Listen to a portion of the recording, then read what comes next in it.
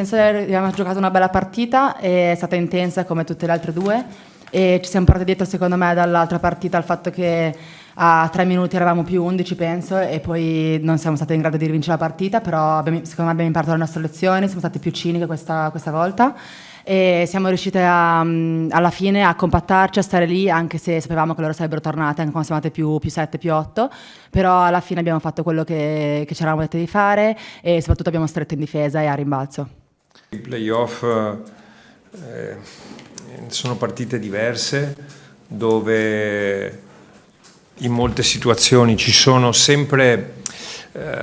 delle protagoniste che possono essere in un momento una, in un momento l'altra, e ognuna di loro può portare un grande apporto. Credo che Mariella abbia ragione sul discorso che difensivamente abbiamo fatto un super secondo tempo. Chiaramente lei ha girato la partita nel momento più importante, va detto, perché merita l'MVP questa sera, su questa cosa non ci sono dubbi,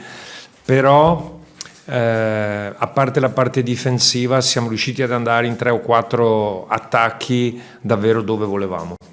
Siamo andati lì e sono state veramente meravigliose su un paio di cose, addirittura l'ultima rimessa anche di Francesca che è entrata e uscita, ma avevamo fatto le cose giuste un'altra volta, quindi